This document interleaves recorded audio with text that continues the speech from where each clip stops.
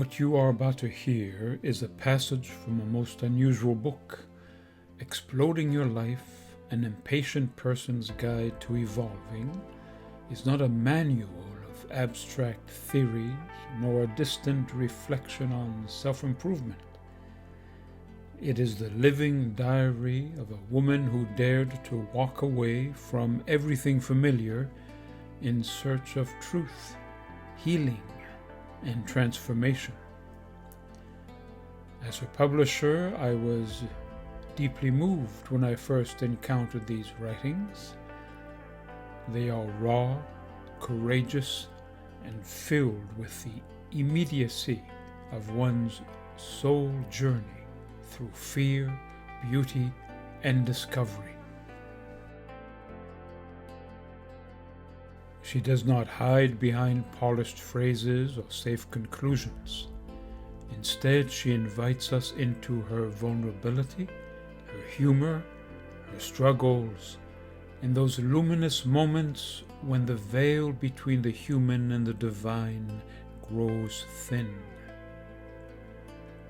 In the passage you are about to hear, she has just left the safe circle of friends in Sedona and finds herself meeting Linda, a spiritual guide whose presence opens a door to the profound. Soon afterward, even the desert itself, through the sheer force of wind over a meteor crater, becomes part of her initiation. What follows is written in the freshness of her own diary, alive with her astonishment and trust in the unfolding of her path. It is my privilege to share with you now a portion of her journey. May you listen not only with your ears, but with your heart, for the words come from the depths of lived experience. My shrieking mockingbird friend was in the same tree. It was still dark out, and I still didn't want to get up, but I was grateful for this natural wake-up call today. It was time to leave Angel Valley, Sedona, and my dear friends. I felt anxious to leave the cozy bubble of their loving support, but also eager to be back on my own, on the open road. On my way out of town, Daniel had arranged for me to meet a special friend of his named Linda Ingalls. A highly regarded ICU nurse for decades, Linda had also developed a reputation as a powerful spiritual practitioner who could guide people during times of great transformation. She told me she'd been inspired to offer me a session with her, so after saying goodbye to Daniel and Cara Marie, I made my way to her house in another Sedona neighborhood. I sat down with Linda, who was dressed in a neon green long-sleeved t-shirt and tan pants in her little ground floor apartment with a view of the mountains and pines swaying just outside. I knew immediately that I was with a master. Her home was filled with Native American symbols and artwork, but I fixed on a portrait of Jesus that almost took my breath away. Her grandfather had painted it, and I couldn't take my eyes off it as Linda asked me if I wanted water. We settled in, and she talked about what her sessions were often like. She'd occasionally peer at me, stop mid-sentence, and say something like, "Okay, we'll talk about that later." Or, "But you already know that." I was enthralled by her presence and mannerisms, her speech peppered with curses. She often let out big belly laughs. I felt like Val Kilmer when he meets the old grandfather in that movie, Thunderheart, one of my favorites. Bemused, a little perplexed and fascinated, I already trusted her implicitly. I won't go into what happened over the next hour with Linda, as the experience is very private and I'm still thinking about it. I mean, feeling about it. I'm sure I will be for quite a while. Let me just say this. I know my spirit, my soul, however you want to say it, higher self, got to talk to Jesus through Linda, who agreed to serve as a third party to facilitate that communication. It was the most profound, playful, light-hearted, and intense spiritual experience I've ever had. I intend to work with Linda again over the years, as she put it with a big smile as I left. There's more. Yes, indeed. Thank you, Linda. About an hour later, I got hooked by some roadside signs near Winslow that said things like, "See the Earth's best preserved impact site," and "Feel the impact."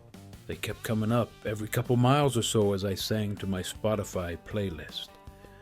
Finally, a big one said, "Take this exit to see the meteor impact." And so I did. It sounded like just the thing. The turnoff featured a defunct mobile gas station in the shape of a geodesic dome, which seemed promising.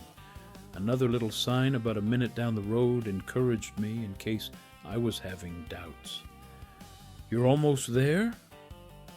Only 5 more minutes to feel the impact." 20 minutes later, I pulled into the meteor viewing area and learned that it would cost me $18 to feel the impact for myself. "Hey, I just want to see it and go," I told the young man at the counter. "I don't want a day pass or anything or a tour." He smiled but held firm, telling me it would be worth it. Begrudgingly, I handed over the money and went up the stairs to the many-layered viewing area. The wind got my attention first, nearly taking my leather cowboy hat right off my head. I saw other tourists clutching their belongings and hunched over. Then I got to the first observation level and actually gasped at the enormity of what I was seeing. It was incredible, in the original sense of the word, not believable. I stood motionless for a moment, leaning into the stiff wind. The photos of the crater don't do it justice, of course. They have telescopes indicating things down there for scale, and it freaked me out. There's a 6-foot-tall astronaut figure in bright white at the bottom, but you can't even see it without the telescope. I walked up the steep steps to the uppermost observation platform, another 100 feet up. A raven began to work its way over to me on the wind, its wings tucked in tight like a fighter jet. The wind was probably steady at 45 to 50 miles per hour up there, so the raven was flying but not moving. He checked if I had any snacks, hovering there in the air about 10 feet away from me at head level, and then glided on to the tourists below when I failed to produce anything interesting. Before I left the crater, I went down to the lowest observation deck and walked out onto a slatted wooden platform with more telescopes fixed on objects in the distance that made you viscerally understand how big this thing really is. I mean, they used to train some of the Apollo astronauts down in the center because it's so much like the moon's surface. Honestly, it's just wild. The wind down there was even stronger and whipped up through the deck's slats enough to make me feel unnervingly light on my feet.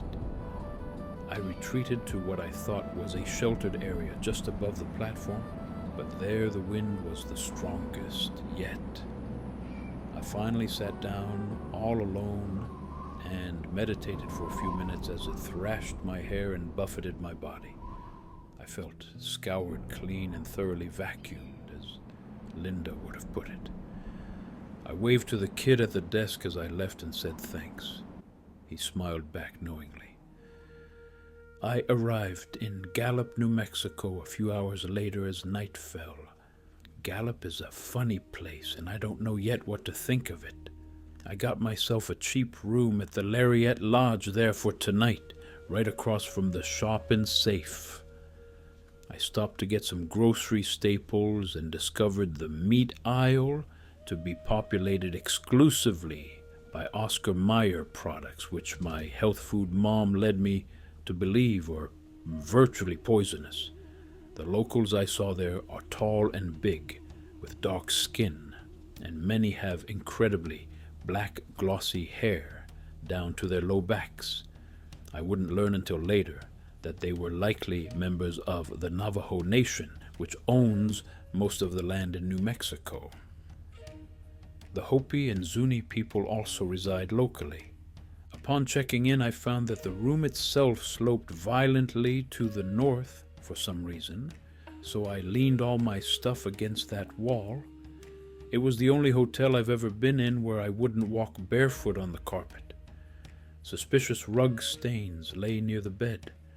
The wheezy AC gradually dispelled the fetid odor that had greeted me on opening the door, which was an inside door, like you use in houses for bedrooms and bathrooms.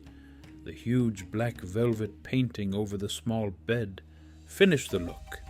I wrote for a couple of hours, checking on the Mini through the window occasionally, until I finally fell asleep.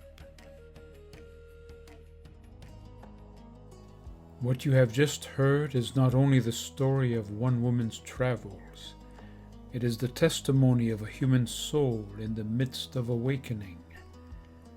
In the raw honesty of her diary, she reminds us that the path of transformation does not unfold in abstractions, but in the very fabric of our daily lives, on highways and back roads, in chance encounters, in a sudden gust of desert wind that seems to scour the heart clean.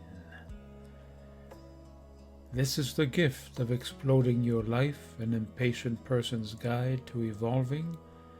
It calls us to recognize that each of us, in our own way, is on a journey just as real, just as urgent.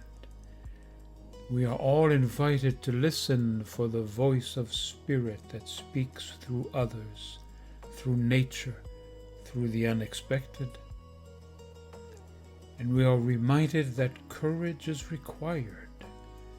The courage to leave behind what is comfortable, to face the unknown, and to be transformed by it.